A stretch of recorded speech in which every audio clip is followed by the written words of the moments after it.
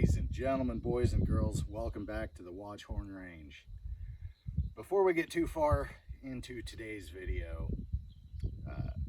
as some of you know, if you've been keeping up on the videos, Waddell is having issues.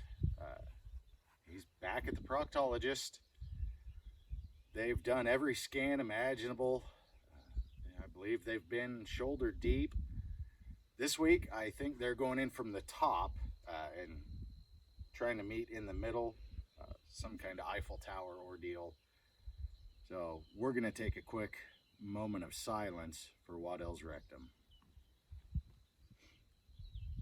Okay, so we have 1, 2, 3, 4, 5, 6 and a half, really, computers lined up. This one is a monitor and computer in one.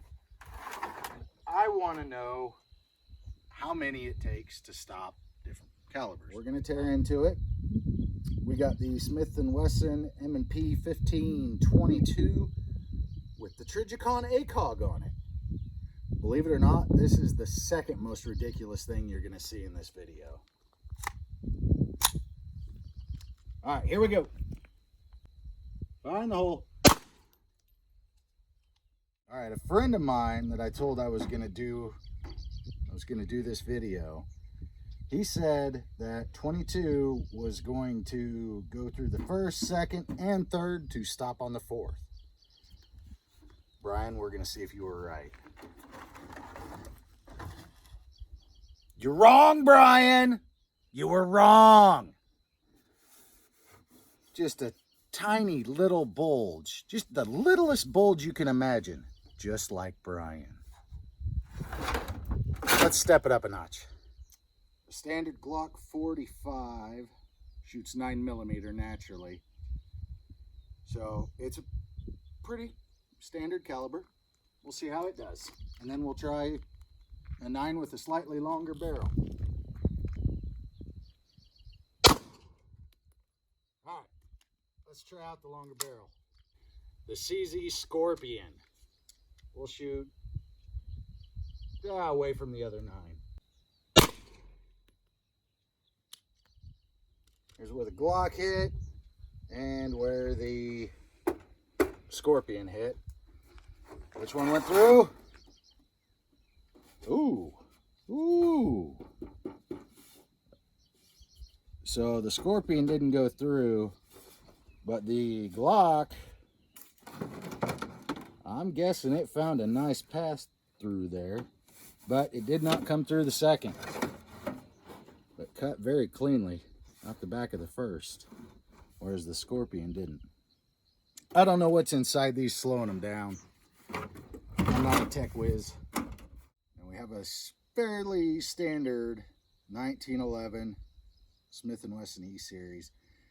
We have one that's slightly upgraded, and I'm done beating around the bush.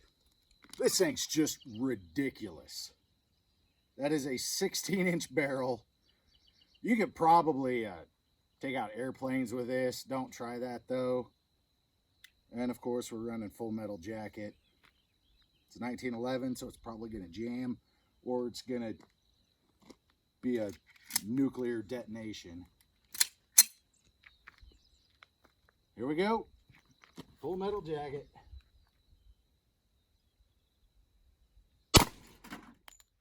Woo-hoo-hoo!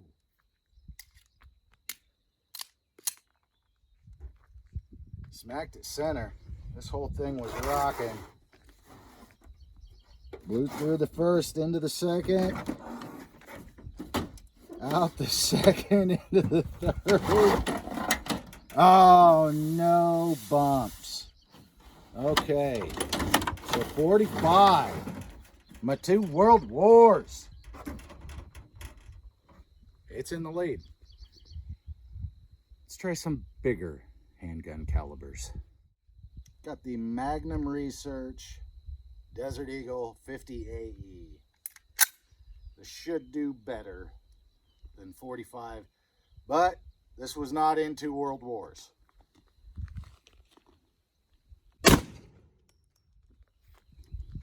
The The camera woman did not have a seizure right there. Right here with the 50 AE. Oh, caught it. Yes. Right there in the second. That is the back of it. That is awesome.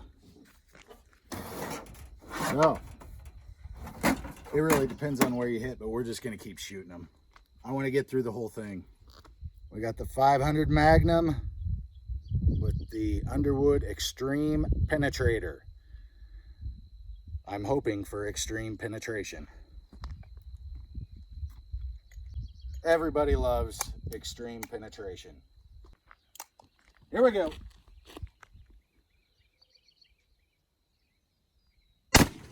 Holy crap.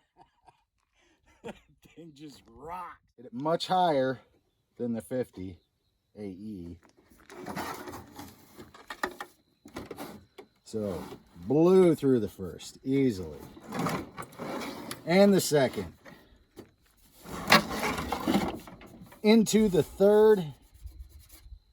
That extreme penetrator's in there somewhere.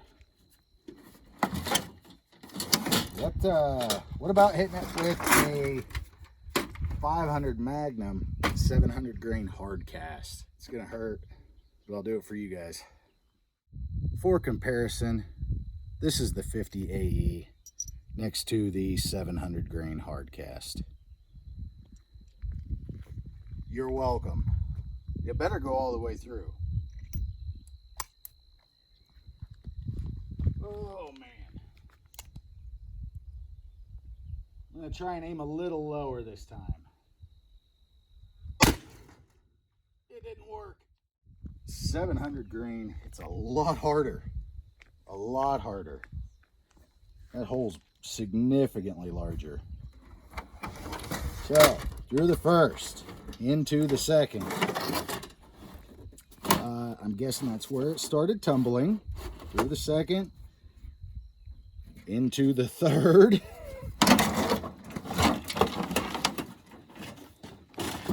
Out the third, tumbling into the fourth, and that's where it. Oh, are you in there, little fella? Yeah, you are, right there. There it is.